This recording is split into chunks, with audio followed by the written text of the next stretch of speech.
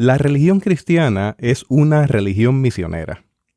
Misión es la actividad reconciliadora de Dios en la creación. Jesucristo es el ejemplo de la relación entre Dios, la Iglesia y el mundo. El Espíritu Santo revitaliza la misión de Dios y hace que la vida y la obra de Jesucristo sean eficaces al contexto. La misión del Evangelio es la actividad misionera de Dios en el mundo. Esta misión es dinámica, arraigada a la vida de los pueblos y a la creación. La Iglesia coparticipa en la misión del Evangelio. Esta coparticipación es una jornada de discernimiento, reflexión, contemplación, adoración y nuevo nacimiento. Hay nueva vida en la misión del Evangelio. Teotecnología.com presenta Teobytes. Busque su taza de café, de té o de chocolate y siéntese a la mesa con nosotros, porque este tema será de gran bendición a su vida y a la vida de su iglesia. Saludos y bendiciones, les habla Jesús Rodríguez Cortés y les doy la bienvenida a esta edición de Teobytes. Hoy nos acompaña el Dr. Carlos Cardosa Orlandi para dialogar sobre misión cristiana y encuentros culturales y religiosos. Carlos es natural de Puerto Rico. Ha estudiado en la Universidad de Puerto Rico, también estudió en el Seminario Evangélico de Puerto Rico. Además de eso, tiene una maestría en teología de Princeton Theological Seminary, al igual también tiene un doctorado en religiones. Es ministro ordenado de la Iglesia Cristiana Discípulos de Cristo en Puerto Rico, en Estados Unidos y Canadá. Actualmente es profesor de Cristianismo Mundial y Estudios de Misión. De Carlos puedo decir que es un gran amigo, es un gran hermano. Siempre para mí es un privilegio encontrarme con él. Y en esta ocasión ha viajado a Puerto Rico en ocasión de una de las actividades diversas que él participa. Así que aproveché esta oportunidad para atraparlo y entrevistarlo y conversar un rato sobre los asuntos de misión, que son de los asuntos de su especialidad y de su pasión. Me es un privilegio enorme presentarles a Carlos, así que Carlos, te doy la bienvenida a esta edición de Teobytes. Muchas gracias, Jesús, y a los oyentes. Me honra mucho poder conversar con ustedes también en estos momentos. Carlos, hablando de misión, que la hemos definido desde un inicio de este podcast, yo quisiera entrar más directamente al tema sobre los modelos de misión. Así que, de saque, de comienzo. ¿Cómo no? ¿Cuál es la diferencia entre el modelo de misión eclesiocéntrico, o sea, centrado en la iglesia, y el modelo de misión teocéntrico? Muy bien. Primero, desde mediados del siglo XX, en 1952, hubo una reunión en Willingham, donde misiólogos y teólogos europeos, después de prácticamente unos 150 años de trabajo misionero y unos 42 años de una conferencia muy importante en Edimburgo en 1910, descubrieron que el trabajo misionero de la iglesia estaba tan y tan concentrado en producir cristianos, producir una comunidad cristiana que fuera casi una fotocopia de las comunidades cristianas europeas, que en el 52 se dieron cuenta que tal tarea misionera no era posible. Que después de tantos años de trabajo misionero y de éxito de trabajo misionero, lo que estaba sucediendo en las iglesias no eran fotocopias de las iglesias de Europa y de los Estados Unidos. Lo otro es que durante ese tiempo hay un despertar enorme de lo que está sucediendo en el mundo, y misiólogos y teólogos se dan cuenta de que muchas de las actividades que están sucediendo en el mundo, proyectos de liberación, proyectos de modernización, están a tono con valores cristianos, y progresivamente se dan cuenta de que la misión de la iglesia no puede estar definida por lo que la iglesia define que es misión. Y empiezan a abrirse las ventanas, vamos a ponerlo así, de la iglesia y las puertas de la iglesia para descubrir una perspectiva que es muy antigua, pero que se tiene que recuperar. Y es la perspectiva de que Dios está activo en el mundo. Y que dicha actividad de Dios en el mundo, actividad que libera, actividad que trae vida, actividad que mejora las condiciones de las personas, actividad que procura la libertad, que procura el bienestar, que aunque no tiene un título, entre comillas, cristiano, es actividad que procura y está en consonancia con el Evangelio. Y progresivamente son teólogos holandeses, misiólogos holandeses, los que descubren y desarrollan el concepto teológico de la misión teocéntrica, en contraste con la misión eclesiocéntrica.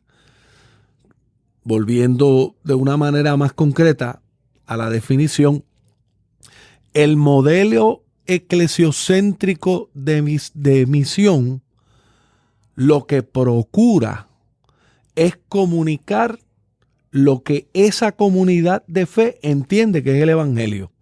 Punto. Mientras que el modelo teocéntrico de misión procura discernir y participar en la actividad de Dios en el mundo y en las comunidades de fe cristiana, incluyendo la comunidad que quiere participar en la misión. El modelo de misión eclesiocéntrico, los efectos nefastos o negativos de ese modelo de misión, uno de ellos, quizás el más conocido, es la imposición de valores culturales, económicos, de género, de edad, a otras personas de una comunidad a otra comunidad. El modelo teocéntrico procura minimizar ese patrón, porque obliga a la iglesia que está buscando y discerniendo la misión de Dios en el mundo a tener apertura y a ver a Dios en el mundo. Más fácil aún todavía, para llegar a tocar fondo, toquemos fondo. La misión teocéntrica le dice a la comunidad de fe, cuando va a un lugar a participar en la misión de Dios, les recuerda a esa comunidad de fe lo que Dios le dice. Y Dios le dice, oye, yo llegué antes que tú aquí. Tan fácil como eso, Jesús. Es una conciencia de estar bien alerta de que antes de que nosotros ejerzamos la misión del Evangelio, ya Dios está en ese lugar. Ya Dios está con esas personas. Ya Dios está trabajando en los procesos en esa comunidad.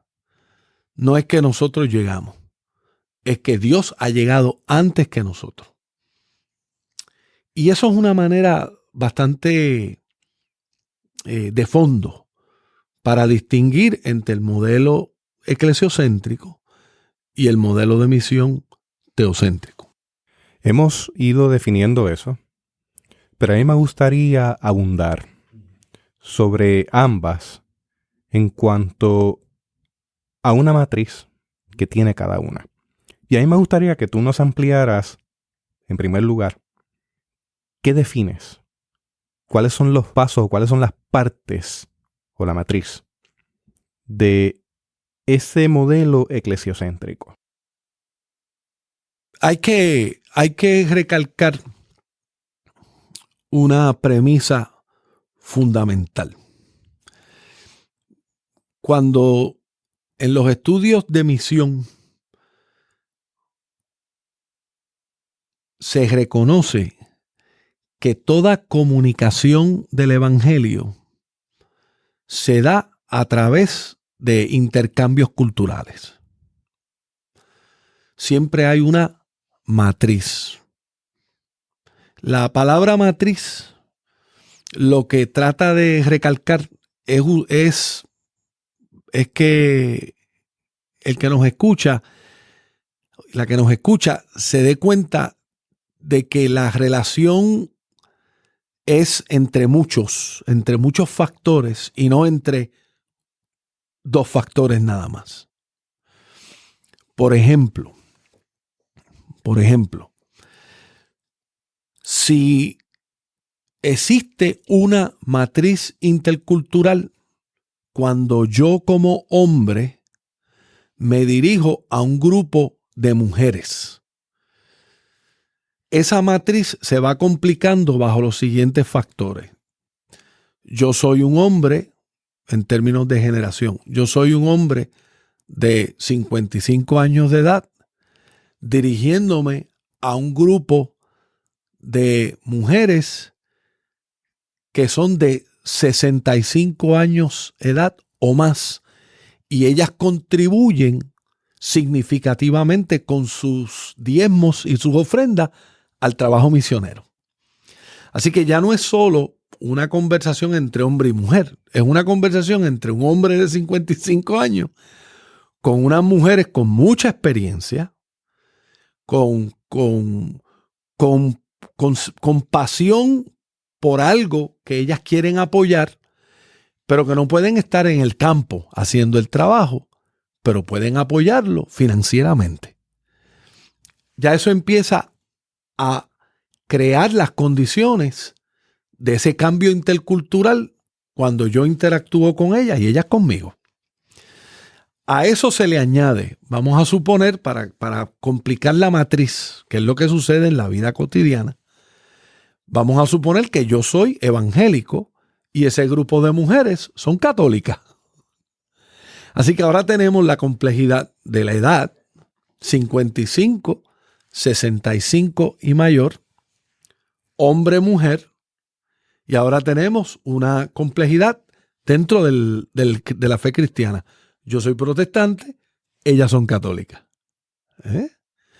Vamos a añadirle una más para ilustrar bien lo que es una matriz. Hombre de 55, mujeres de 65 o más, hombre, mujer, protestantes, católicas, y además de eso, protestantes, y todas ellas son monjas. Y yo soy un hombre protestante casado. Ahí uno tiene una matriz. Hay 4 factores que empiezan a crear condiciones de comunicación. Si yo hablo a ese grupo de mujeres como si fueran todas mujeres de mi edad, mujeres que son madres y mujeres que son evangélicas carismáticas, es muy posible que la mayoría de lo que yo diga se va a perder no en el vacío, sino se pierde en la complejidad de la interculturalidad, en la complejidad de esa matriz. Y hay que hacer ajustes. Yo como transmisor tengo que hacer ajustes. Esa es una matriz. La matriz eclesiocéntrica, volviendo al tema, ¿no? La matriz eclesiocéntrica usualmente tiene muy poca conciencia de lo que significa y de las dinámicas y de los patrones de recepción y de los receptores a quien uno está comunicando el evangelio. En otras palabras, tú recibes lo que yo tengo que darte, entiéndalos o no lo entiendas. Si no lo entiendes, te vas al infierno. Si lo entiendes, es por la gracia de Dios. Ese tipo de comunicación, claro, estoy casi caricaturizando los procesos de comunicación, pero la verdad del caso es que muchos de ellos llegan a ese carácter. Y el modelo eclesiocéntrico, recuerda que el modelo eclesiocéntrico lo que se preocupa es por lo que la comunidad de fe cree y cómo lo va a comunicar. Pero no tiene muy poca conciencia y está muy poco, no está alerta a las dinámicas complejas de la interculturalidad. En la historia del movimiento misionero en América Latina y en el mundo, es interesante que aunque tenemos el modelo eclesiocéntrico es tan fuerte, con todo y eso, se dan los procesos de comunicación. Te voy a dar un ejemplo para que descubramos cómo el propio modelo eclesiocéntrico se colapsa.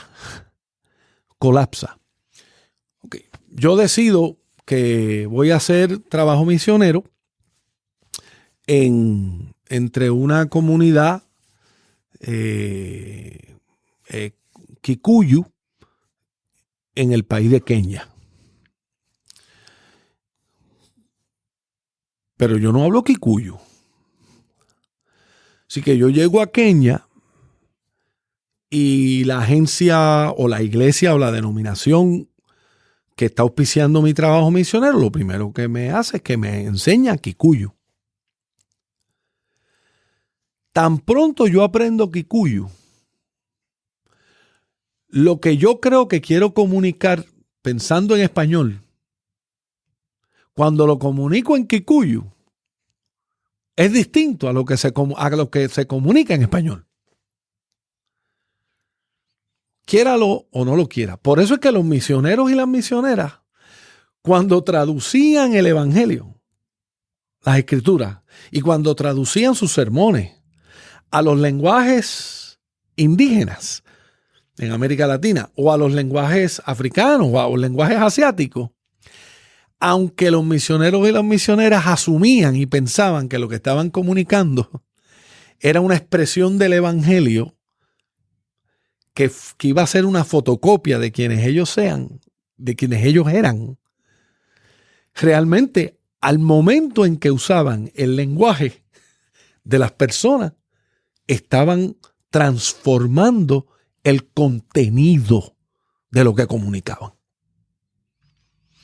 Porque la comunicación del evangelio funciona solo bajo una premisa: la interculturalidad. Y entre la interculturalidad está el lenguaje.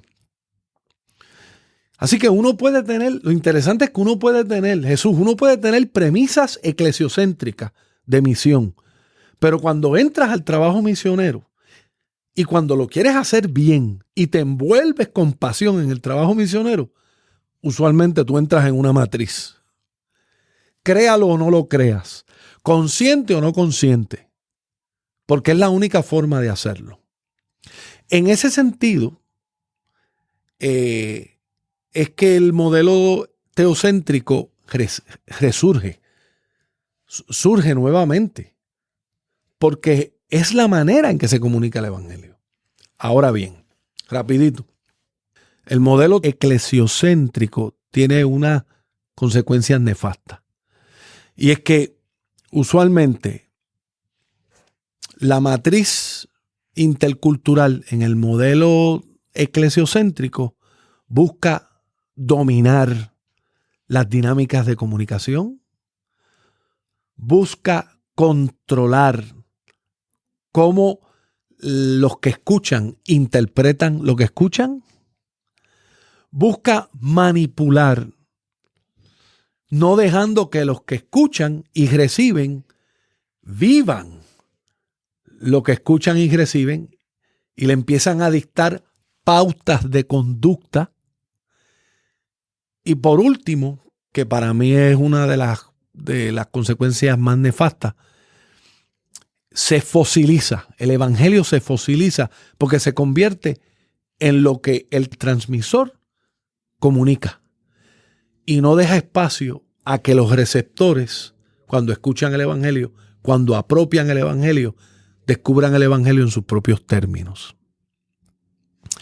El modelo teocéntrico, por otro lado, no domina, sino que fomenta la búsqueda en el receptor, pero también en el transmisor, porque el transmisor también redescubre el evangelio. El modelo teocéntrico deja la puerta abierta para las interpretaciones del evangelio. El modelo teocéntrico libera los procesos de aprendizaje y sobre todo el modelo teocéntrico invita a descubrir y redescubrir el evangelio de Jesucristo. Esta pregunta concluyo con una anécdota. Por ejemplo, para mí fue una experiencia inolvidable el yo escuchar a un grupo de mujeres aymara en el Perú hablar y compartir en un estudio bíblico sobre el pasaje del Magnificat en el Evangelio de Lucas. Lo que esas mujeres compartieron allí, sobre todo sobre el hecho de que María es engrandecida por Dios, le da un sentido, me dio a mí un sentido novedoso del texto que yo no tenía. Y yo redescubrí lo que significa,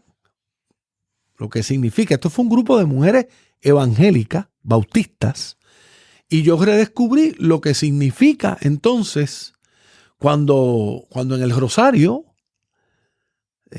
tú escuchas las palabras, bendita eres tú entre todas las mujeres. O sea, fíjate como la experiencia con estas mujeres indígenas, pobres, marginadas, cuando ellas leen y discuten el Magnificat, se descubren a ellas como escogidas y benditas entre otras. Eso fue una perspectiva que, aunque yo leía el texto, y el texto literalmente lo dice, pero yo redescubrí algo del Evangelio y en particular algo sobre la persona de María. Y algo sobre la persona de María, lo repito. Y algo sobre cómo María se convierte en un prototipo de mujer santa para estas mujeres indígenas.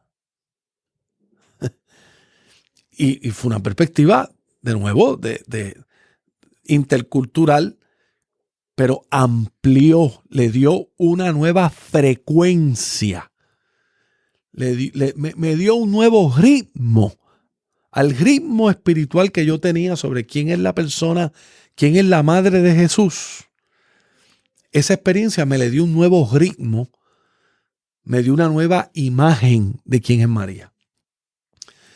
Eso lo genera el modelo teocéntrico. El eclesiocéntrico, ¿tú sabes lo que diría? El eclesiocéntrico lo que diría es... idolatría. Exacto. Esa es la peor expresión. Tenemos que tener cuidado porque no podemos confundir la grandeza de Jesucristo con la grandeza de María. Cuando de eso no se trata, hermano. De eso no se trata, hermana.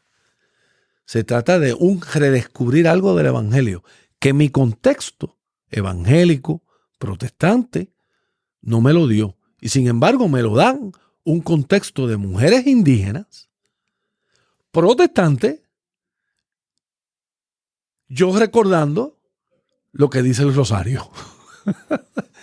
Se une una matriz y lo que se ve, el resultado es la grandeza de Dios. Con el rosario, yo vengo de un contexto católico y de niño pasó una situación en mi familia que me tenía muy conmovido, me tenía compungido. Y en medio de esa situación, pues yo era estudiante de catecismo. Y aprendí el rosario completo, de la A a la Z. Y yo tomé aquel rosario y con fe lo recorrí completo, desde principio hasta la cruz. Y aquella situación tuvo solución en medio de un impasse, en medio de una situación imposible. Yo que vengo de ese contexto, para mí es natural. Algunas personas que no han tenido quizás la experiencia de sentarse a adorar en medio de una comunidad católica, les sea ajeno. Y a veces tomamos a la ligera la otredad, lo otro. Le ponemos etiquetas, lo fosilizamos y decimos, eso no puede ser. Entonces yo vengo de esa experiencia donde para mí, siendo un niño de 8 años, con una situación de impasse en familia, encontré un refugio allí. Eso hizo perfecto sentido en el símbolo, en la actividad, en la entrega.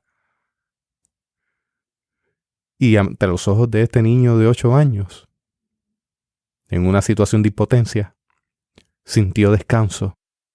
Y Jesús, ¿quién se atreve, por lo menos yo, vamos a ponerlo de otra manera, yo no me atrevería a decir que eso no fue la mano de Dios y por obra del Espíritu Santo en tu vida? Yo no me atrevería. Yo he sido pastor, yo soy catedrático, pero yo trabajo en las iglesias locales. Eso es evangelio, viejo. Eso es evangelio. Y la clave fue un elemento que tú mencionaste. Fosilizar experiencias o declaraciones o doctrinas y ponerlas como si fueran un témpano de hielo que nunca se modifica, es un daño a la vitalidad del evangelio a través de la historia. Porque por ejemplo, el rosario también habla sobre la disciplina de la oración, sobre el enfoque. Los musulmanes tienen no su rosario, porque no es un rosario, pero tienen una, exacto, para crear una disciplina de oración. Seguro, habemos evangélicos que no necesitamos el rosario para la disciplina de oración. Dios bendiga a aquellos que lo pueden hacer. Yo soy uno que lo necesita, porque yo soy un indisciplinado. Así que se necesitan recursos de afuera.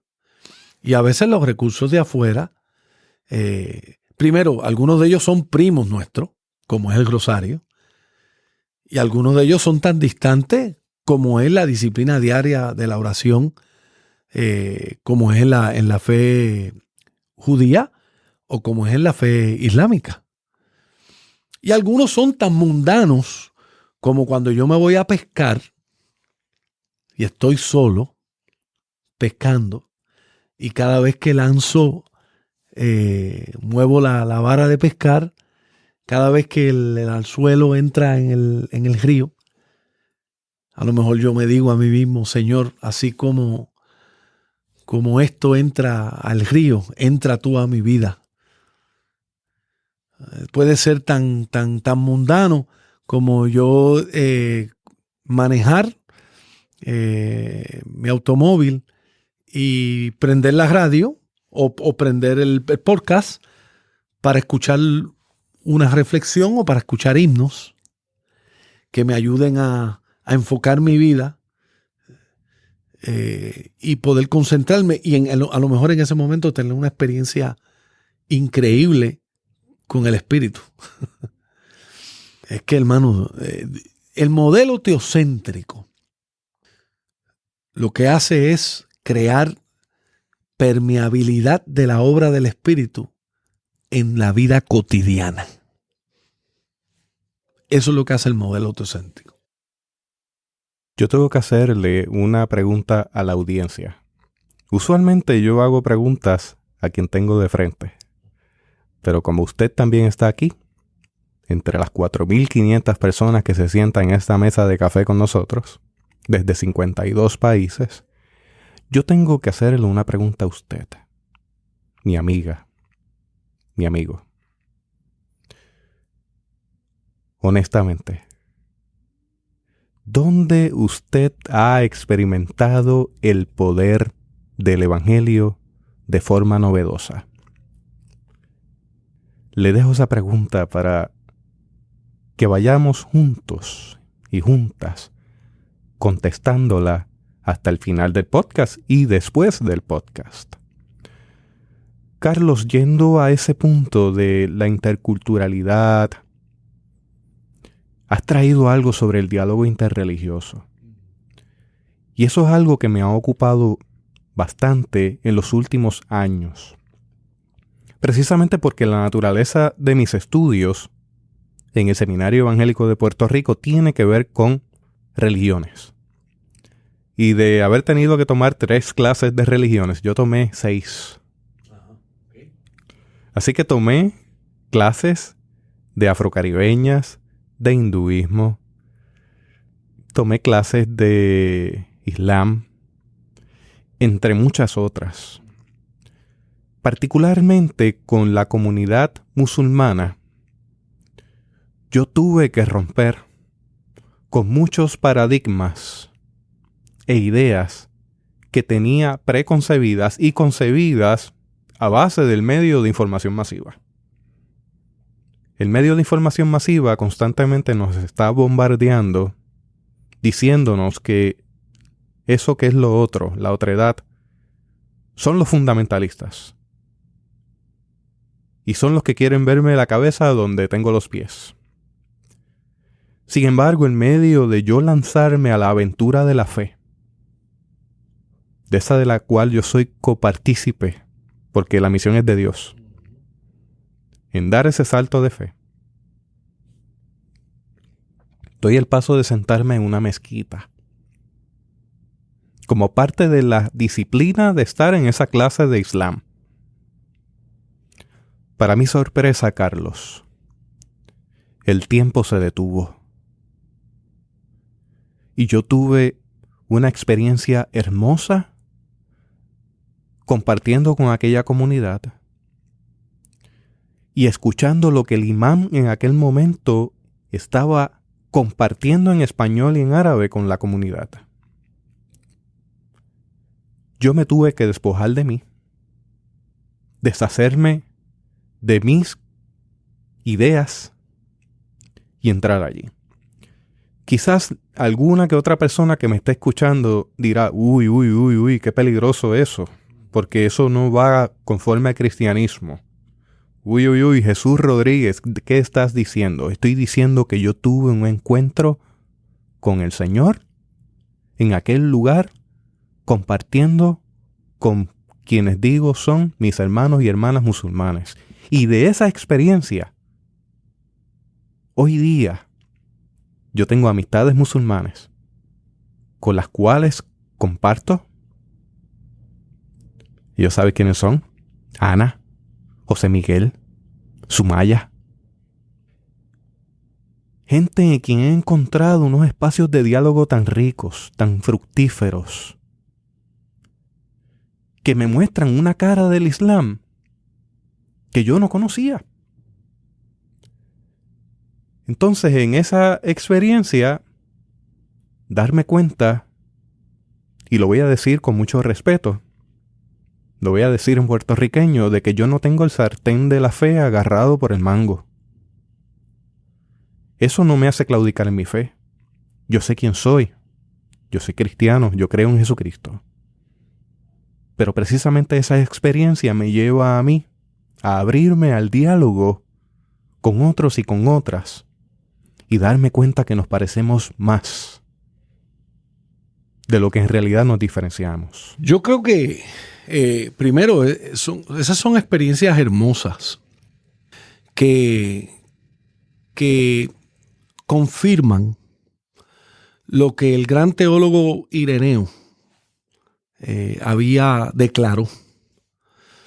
Ireneo declaró que todo lo creado, cuando Ireneo se refería a la creación de Dios, todo lo creado es redimido en Cristo. No estoy haciendo la cita exacta, porque la cita exacta creo que sería: todo lo creado está en redención o es redimido. No le añadió Cristo porque sabíamos que Ireneo estaba hablando de Jesucristo. Pero la encarnación en la tradición cristiana es un criterio, es un principio teológico que le da, que sostiene la tarea y sostiene el ejercicio de uno descubrir el evangelio en el conocimiento, por el conocimiento de otras expresiones religiosas. Eso es uno. Eso es un punto. En otras palabras, uno en ocasiones puede, una manera de ver el diálogo interreligioso es verlo como una experiencia donde se afirman valores evangélicos, el valor de la amistad, el valor del amor, el valor de la dignidad humana, el valor del respeto mutuo, el valor de la agenda o del itinerario o del trabajo común en bienestar a la creación. El diálogo interreligioso afirma esos valores que son cosas novedosas para muchos cristianos y cristianas, porque no lo hemos descubierto en nuestras comunidades de fe. Tenemos que salir afuera para escuchar en el lenguaje de otra religión y en nuestra experiencia intercultural e interreligiosa en este caso también, uno descubre que en el lenguaje de la fe islámica, en el caso tuyo, o en otra fe, uno descubre algo de la fe de uno que uno no sabía, pero que está muy claramente determinada en el texto bíblico. Mira, para decirte, a mí siempre me ha impactado el salmo donde el salmista habla de que Dios juega con el leviatán. Para aquellos que sepan, que saben de Biblia, el leviatán siempre representó el mal en las tradiciones paganas. Sin embargo, ese salmo, y perdónenme que no me recuerdo el número del salmo, pero en ese salmo se presenta a Dios en una relación íntima de juego con el leviatán, apuntando al hecho de que en ocasiones el encuentro con otras religiones Es un encuentro que genera bienestar, que genera bienestar, genera amor, respeto, como dije.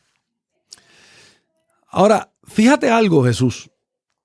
Esa experiencia que tú has tenido, muy hermosa. Déjame, por otro lado, compartir contigo y con los oyentes otra experiencia en diálogo interreligioso que tiene que ver también con misión y tiene que ver con la integridad cristiana. Yo fui parte de un grupo internacional de diálogo interreligioso musulmán cristiano, donde en una de nuestras mesas de discusión, un imán se refirió al pasaje de la mujer sirofenicia, donde, según la tradición islámica, no en el Corán, sino en otro, creo que es en el Hadith, puedo equivocarme, pero creo que es en el Hadith, se hacía referencia a ese pasaje del Nuevo Testamento donde la mujer sirofenicia reconocía que Jesús era un gran profeta. No lo llamó Mesías, ni tampoco lo llamó hijo de Dios, ¿no? Sino como un gran profeta.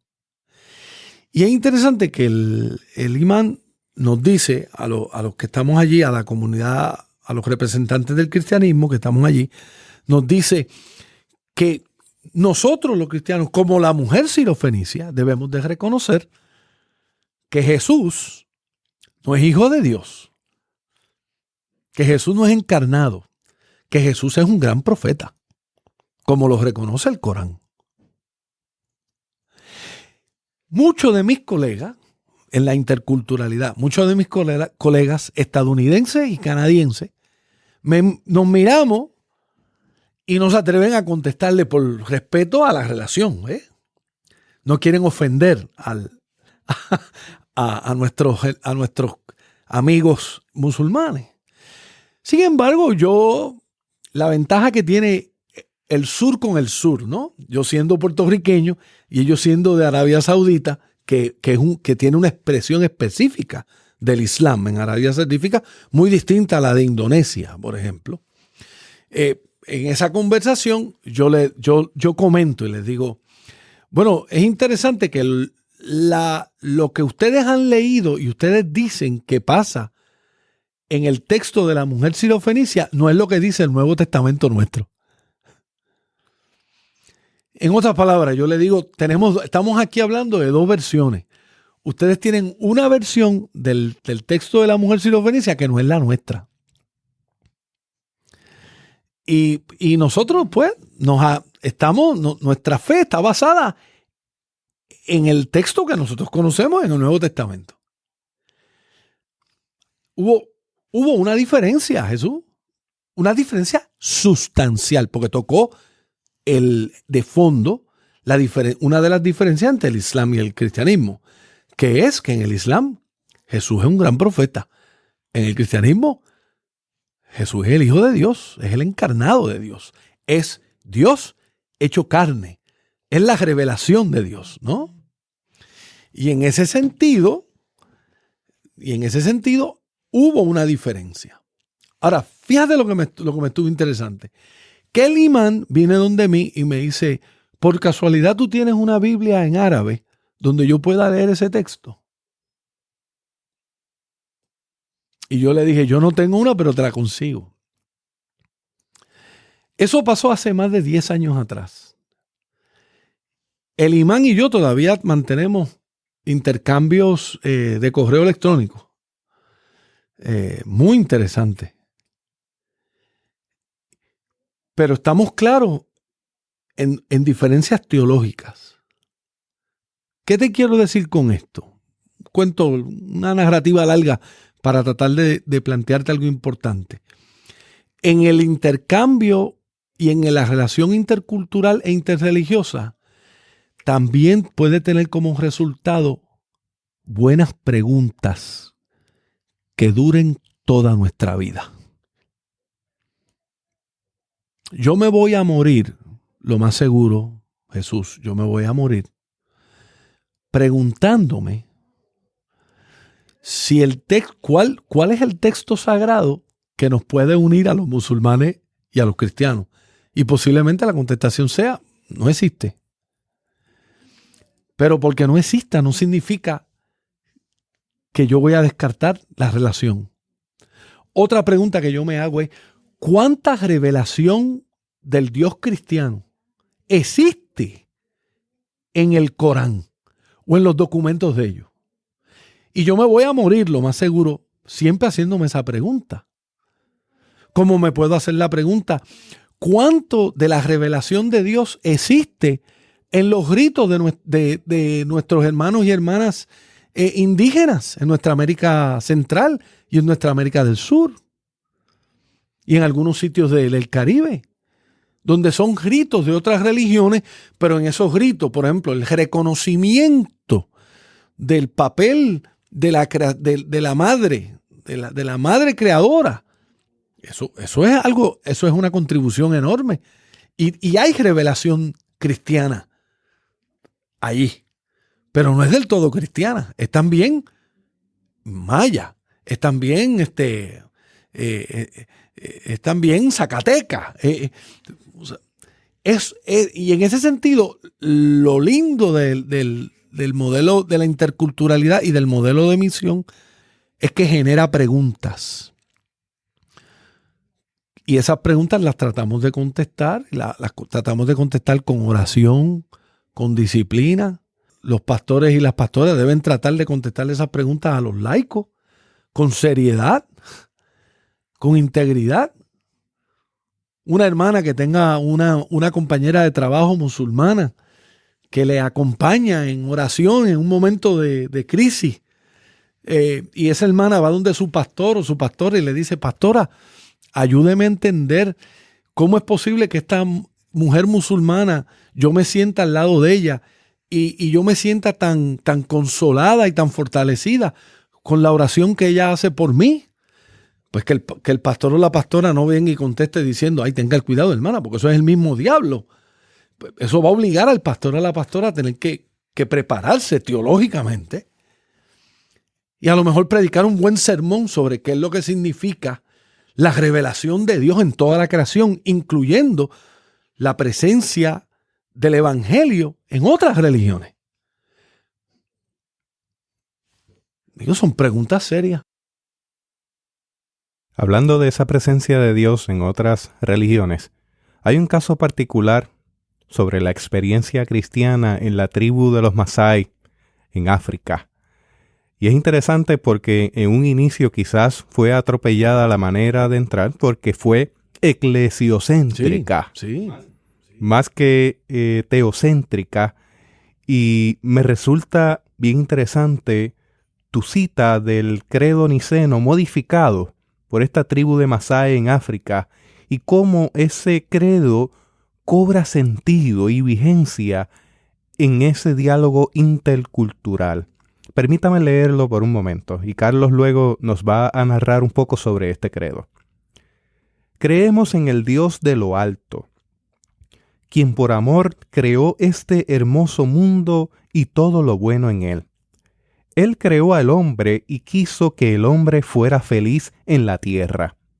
Dios ama al mundo y a todas las naciones de la tierra. Hemos conocido a este Dios de lo alto en las tinieblas, y ahora le conocemos a Él en la luz. Dios prometió en su palabra, la Biblia, que Él salvaría al mundo y a todas las naciones y tribus.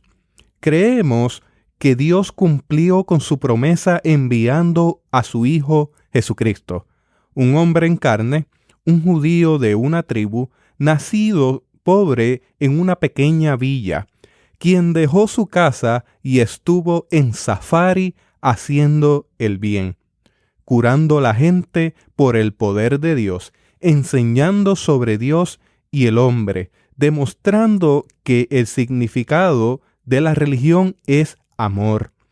Él fue rechazado por su gente, torturado y clavado en sus manos y pies a una cruz. Estuvo sepultado en una tumba, pero las hienas no lo tocaron. Y al tercer día Él resucitó de la tumba, Él ascendió a los cielos. Creemos que todos nuestros pecados son perdonados por medio de Él. Todos los que tienen fe en Él deben de arrepentirse de sus pecados, ser bautizados en el Espíritu Santo de Dios, vivir las reglas del amor y compartir el pan juntos en amor, anunciar las buenas nuevas a otros hasta que Jesús vuelva otra vez. Esperamos por Él. Él está vivo, Él vive, esto creemos. Amén. ¿Algún comentario, Carlos, con esta modificación del credo niceno? Mira, yo creo que merece dos comentarios bien importantes. El primero es que este credo Masái es el credo niceno en términos de los Masái. En otras palabras, el contenido del credo niceno, que fue, como quizás saben los oyentes, el credo que la mayoría de los cristianos del mundo apropiamos o hemos aceptado como fundamento de nuestra fe. Ese credo, esos elementos que tiene el credo niceno están presentes en el credo Masái. La diferencia es que el lenguaje que los Masái usan es un lenguaje que es profundamente, que comunica claramente lo que los Masáis viven todos los días. Esa es la genialidad del credo. Mientras que los misioneros católicos, porque esta traducción del credo viene de la Iglesia Católica de Madagascar y de los Masái en particular, mientras que el credo niceno deja claramente la expresión de la muerte de Jesús, por ejemplo. En el credo Masái, para dar solamente un ejemplo, la muerte de Jesús se deja bien clara. Pero lo que es interesante es que en el momento de cuando dice estuvo sepultado en una tumba, pero las hienas no lo tocaron. Mientras que en el credo niceno no hay referencia específica a lo que pasa en el infierno, aquí sí se deja claramente que aún en el momento de la muerte y donde Jesús queda sepultado, la maldad no lo puede tocar. Y la maldad aquí no está representada por el infierno, o la maldad aquí no está representada por demonios. Aquí la maldad está representada por hienas. Así que tú tienes lo que se llama una equivalencia dinámica entre lo que sería el infierno y lo que sería la maldad entre los Masái. La maldad entre los Masái, una de las representaciones de la maldad entre los Masái es las hienas. Fíjate que no son todos los animales, son las hienas. Para hacerlo más interesante, cualquier persona que ve El Rey León, la película del Rey León de Disney, en esa película del Rey León, las hienas representan el mal. Y los representan porque se ubican en los espacios donde existe la muerte sin resurrección. Pero el hecho de que Jesús muere y de que muere, pero las hienas no lo tocan, no devoran su cuerpo, sino que al tercer día Él resucita de la tumba y Él asciende a los cielos. Es una forma de expresar la resurrección como en el occidente la entendemos. Pero tú le dices a un Masái, descendió a los infiernos y al tercer día resucitó. A los Masái eso no le hace ningún sentido. Oh, pero le hace perfecto sentido decir, estuvo sepultado en una tumba, pero las hienas no lo tocaron. Eso significa que aún en la muerte hay vitalidad, tal vitalidad que las hienas no huelen la muerte. Porque las hienas, ¿dónde es que aparecen las hienas? Cuando se anticipa la muerte, que hay olor a sangre, que hay olor a muerte, cuando el deterioro del tejido ya se da, ahí es que llega la hiena. Sin embargo, en este caso, y yo invito al oyente y las oyentes a que se imaginen el olor a muerte. Imagínense un cuerpo muerto que no hieda. Eso puede indicar que todavía hay vida.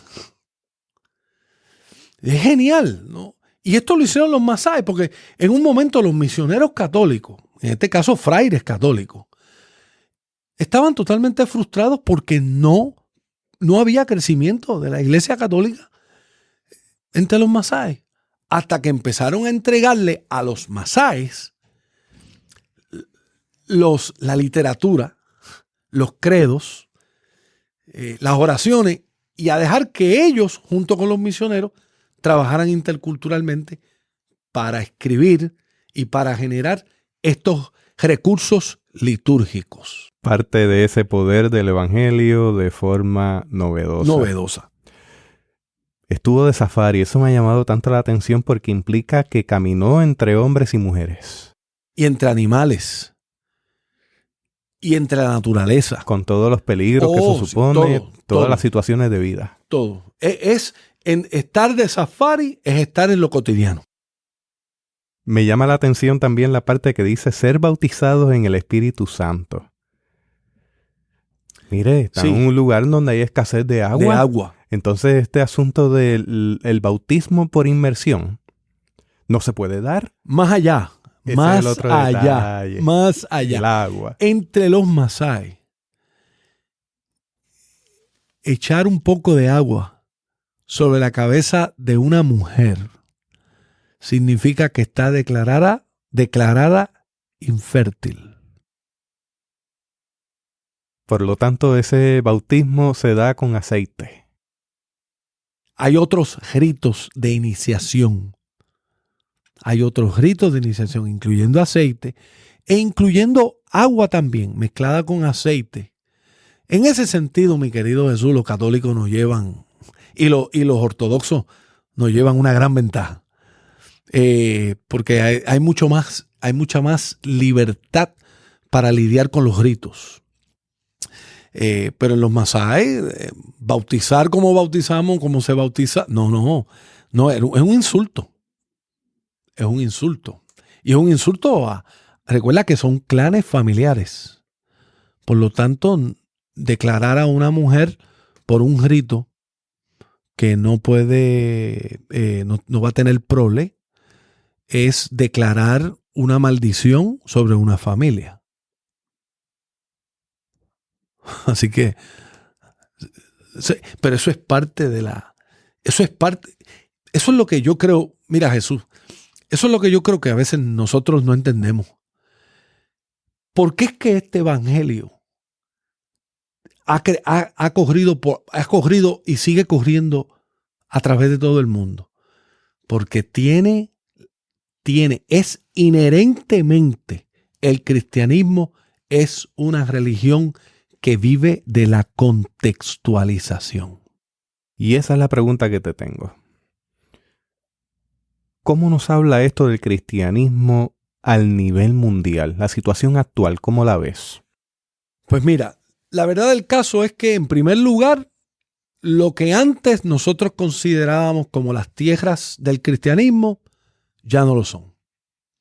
Europa occidental, Europa del norte, Europa, España, Italia, Estados Unidos, Canadá. La verdad del caso es que los países, lo que se llaman los países occidentales, la mayoría de ellos países desarrollados, donde el cristianismo antes tenía una población enorme, la población tiene dos factores. En la población dominante, en algunos sitios, está decayendo en términos del cristianismo, y la población cristiana que está creciendo son las comunidades inmigrantes. O sea, en Estados Unidos existe y va a existir catolicismo romano por dos comunidades, por los filipinos que hay en Estados Unidos y por los latinos que llegan a los Estados Unidos. En Estados Unidos, el cristianismo protestante tiene vitalidad por los latinos, pero no son ellos los número uno, por los coreanos y por los africanos del sur del Sahara, dígase, nigerianos, Kenia, surafricanos y de Tanzania. El cristianismo en los Estados Unidos no va a parecerse nada a lo que cuando uno va ahora y va a una iglesia, como decimos, vas a una iglesia gringa. No se va a parecer en nada. Porque el cristianismo en Estados Unidos, la vitalidad del cristianismo ahora mismo está entre los grupos inmigrantes. Es multilingüista. Yo voy a una congregación donde los servicios son en español y en inglés. Yo he ido a congregaciones donde hay servicios en suajili, en inglés y en español. Yo he estado en iglesias coreanas donde el servicio es en coreano y en inglés. He estado en iglesias filipinas donde hay más de un lenguaje. O sea, eso es lo primero. Se dice, el término que se usa es que el cristianismo ha tomado un giro en los hemisferios del sur. Pero eso es un concepto equivocado, porque el problema es que el hemisferio del sur incluiría del Ecuador hacia abajo. Pero la verdad del caso es que en la China el cristianismo está creciendo. En la India el cristianismo está creciendo. En todo sur, en el África sur del Sahara, el cristianismo está creciendo. En América Latina está creciendo. O sea que eso se le llaman cristianismo del sur. Y allí hay gran vitalidad. Esa vitalidad está acompañada por unos tremendos desafíos, pero hay gran vitalidad. Lo segundo, en relación a este cambio demográfico, y me refiero ahora a América Latina, es que en América Latina nosotros a veces vemos a África y a Asia como países donde nosotros tenemos que ir a evangelizar. Mira, te voy a dar un ejemplo. Yo estuve dando unas conferencias en Monterrey, en México, sobre misión, y hubo una estudiante muy entusiasmada, pero muy entusiasmada, porque ella iba para Turquía a ser misionera. Esto es lo que ella me dice: voy para Turquía a hacer trabajo de misión. Yo le dije, qué bien que vas. Entonces le pregunté, bueno, ¿y aprendiste turco? ¿O sabes un poco de árabe? No. Le dije, bueno, ¿y con quién te va? ¿Quién ha sido tu conexión en Turquía? Bueno, no, lo que pasa es que tenemos cristianos turcos que son los que van a hacer la conexión. Y ahí fue donde le dije, ¿tú sabes algo, compañera? Los mejores misioneros no son los extranjeros. Los mejores misioneros en la historia del movimiento misionero cristiano siempre han sido los nacionales. Así que cuando tú le comuniques a tu iglesia que tú vas como misionera, quizás es mejor que tú digas, yo voy como misionera, pero yo voy a coparticipar en la misión que Dios tiene y a coparticipar con los turcos cristianos que están haciendo misión en Turquía. Porque cuando tú dices que tú vas como mexicana a hacer misión en Turquía, cualquiera diría, con las impresiones que nosotros tenemos y la imagen que nosotros tenemos, vamos a ver, yo le pregunto a los oyentes, si yo le digo a usted, yo voy de misionero a Turquía, ¿qué es lo que usted piensa? ¿Qué usted piensa de los turcos? ¿Qué usted piensa de Turquía? ¿Sabía usted que había cristianos en Turquía? ¿O cree usted que todos los que viven en Turquía son musulmanes? ¿Sabía usted que en Turquía hay cristianos ortodoxos que son turcos? ¿Viste cómo la cosa se complica? Entonces yo le dije a la estudiante, yo me alegro que tú vayas a Turquía. Va a ser una gran experiencia intercultural. Pero tú alegar que tú vas como misionera, cuando la forma en que nosotros a veces pensamos que el misionero va a cambiar el mundo entero, es minimizar, lo que Dios ya está haciendo en Turquía. Y más aún, Jesús, lo que Dios hace a través de los turcos cristianos en Turquía.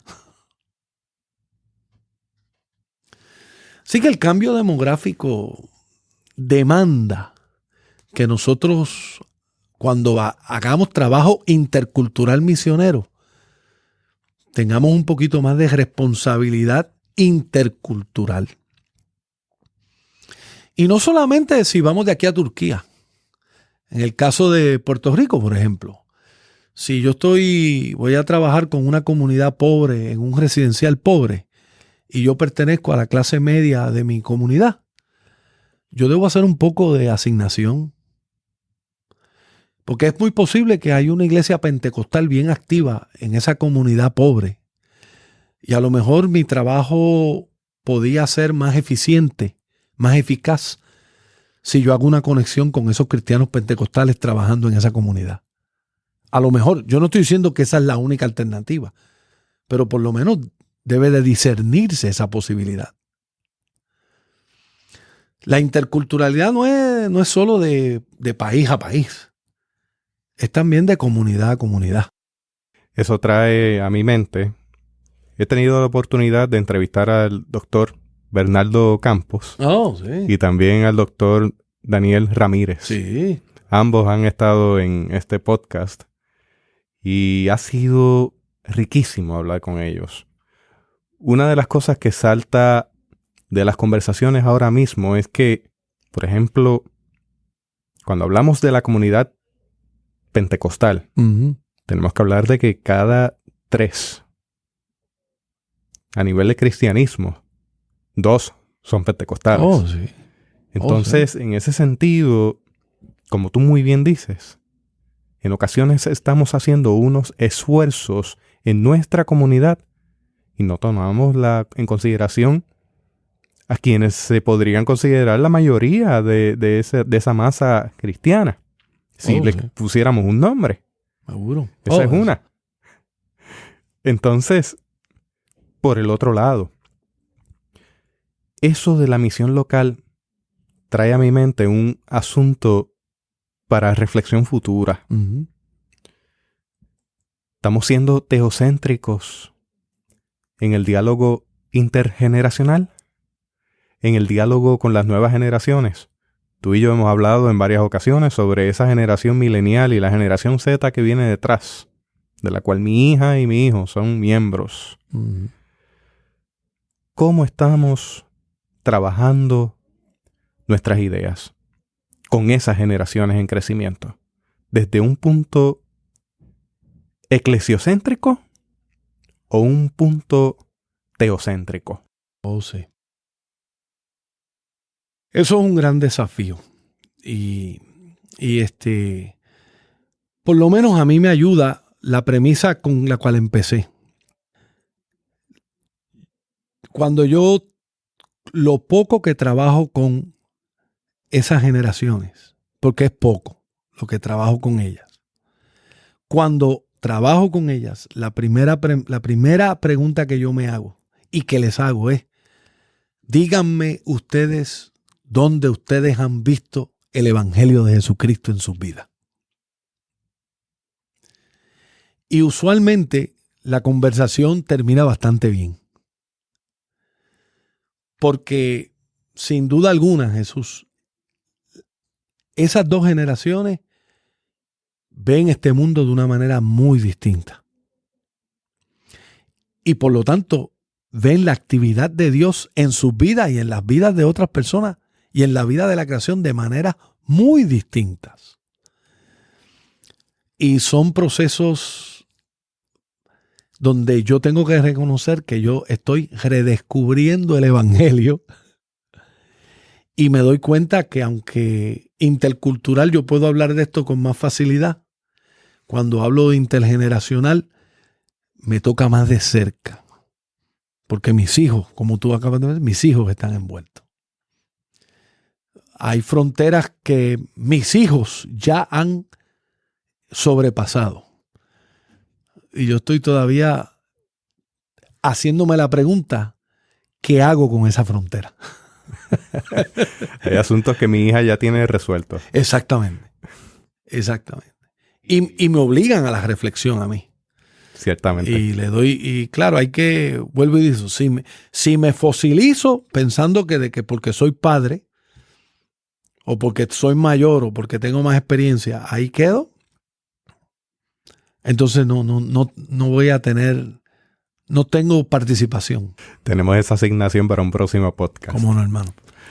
Entonces, Carlos, comentarios de cierre a nivel pastoral, a nivel pedagógico. Quiero terminar con una pregunta, y es la pregunta que siempre yo me vengo haciendo en los últimos años. ¿Para qué sirve esto que hemos hablado? ¿Qué propósito tiene? En términos pastorales, yo creo que nos obliga a aquellos de nosotros y nosotras que somos líderes en comunidades de fe, nos obliga a estar más alerta a lo que nuestra gente en nuestras comunidades de fe experimenta. Nos obliga a escuchar los testimonios y ver cómo esos testimonios, qué tipo de teología tienen esos testimonios. Nos obliga a pensar sobre nuestra adoración cristiana. Yo he estado en comunidades de fe donde lo que se canta es totalmente contradictorio a lo que se testifica. Cantamos coritos e himnos y canciones cristianas que son exclusivistas, y los testimonios que se dan son de testimonios donde la gente ve a Dios en espacios donde los himnos y los coritos dicen que no está. O donde nuestra escuela bíblica, lo que se dice, lo que se enseña en la escuela bíblica, a veces está en profunda contradicción con lo que nuestra gente experimenta. Entonces nuestra gente se queda callada porque respetan a los maestros de escuela bíblica, porque respetan a los pastores. Pero entonces con la juventud, como tú dijiste, Jesús, ellos no se quedan callados. Ellas no se quedan calladas. El problema es que se van. Y levantar la voz o cambiar el tono no funciona. No funciona. Entonces son desafíos pastorales. Son desafíos a los maestros de escuela bíblica, a las maestras de escuela bíblica. Si el evangelio es profundamente intercultural, entonces no basta con sencillamente saber doctrina. Hay que aprender sobre comunicación. Hay que aprender sobre relaciones humanas, sobre cuestiones intergeneracionales, sobre cuestiones interculturales.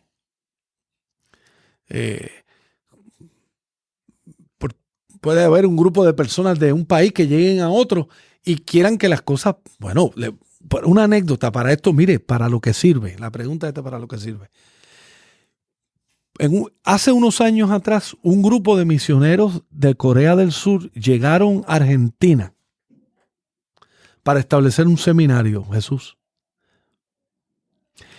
En coreano, la palabra, y no la puedo pronunciar bien porque no tengo la fonética coreana, la palabra tiranos o tiranus significa evangelio. Y los hermanos coreanos que establecieron el seminario pusieron seminario tiranus para las iglesias. Y lo menos que pensaron los hermanos coreanos es que tiranus se oye mucho a tirano. Y en nuestro español y en nuestra América Latina, nosotros hemos sufrido mucho por los tiranos que hemos tenido en nuestro gobierno. Sí, que imagínate un seminario cristiano cuya, en términos de escuchar, lo que diga, este es el seminario de los tiranos. Ahí claramente falló la interculturalidad. Así que esto que estamos compartiendo toca base con la vida cotidiana, mano. Con la forma en que nos vamos a comunicar, con la forma en que vamos a hablar del evangelio, el lenguaje que vamos a usar del evangelio. Y yo creo que es importante la recuperación de un lenguaje cotidiano para hablar de las experiencias que traen vida y que dan vitalidad al evangelio de Jesucristo. Muchas gracias al doctor Carlos Cardosa por esta participación extraordinaria en el podcast. Ya tenemos algo en asignación para una ocasión futura. Si usted desea acceder a las notas de este podcast, le invito a que visite la página www.theobites.com/Evangelio y Cultura. www.theobites.com/Evangelio y Cultura. Le invitamos a que comparta este audio con otras personas y así multiplicamos nuestro esfuerzo de llevar materiales únicos y especiales a sus oídos de tal manera que pueda ser edificado y edificada con lo que hemos cubierto. Hasta aquí esta edición de Theobites. Gracias por darnos el privilegio de llegar hasta ustedes a través de las redes informáticas. Será hasta el próximo episodio. Que la paz y la gracia de nuestro Señor Jesucristo sea con ustedes.